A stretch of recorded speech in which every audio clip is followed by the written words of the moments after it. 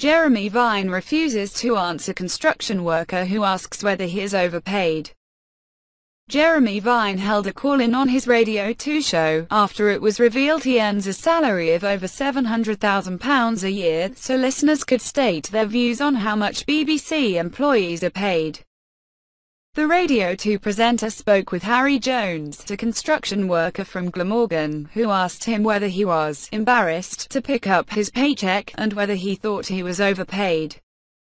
Mr. Vine refused to answer whether he was paid too much, and said it was a matter for the BBC. Mr. Jones asked, "I enjoy your program and I enjoy you personally, but are you embarrassed to pick up your paycheck?" The presenter replied, "I just feel very lucky every day."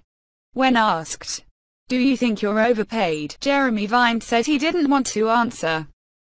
He said, "I don't even really want to answer that because I don't feel like it's the moment for me." Shortly before the discussion with Mr. Jones, Jeremy Vine had been speaking to director of BBC Radio James Purnell, and he seemed to suggest he thought Chris Evans was overpaid compared to his colleagues. He asked, "How do you justify that Chris Evans is paid almost 10 times the amount of the presenter that follows him?" Ken Bruce: "I'm just wondering if Ken should be knocking on your door and asking for it to be at least doubled." However, Mr. Purnell dodged the question, saying that, "This is the problem of comparing these things." Jeremy Vine then told Harry Jones that he thinks some BBC presenters are in fact overpaid.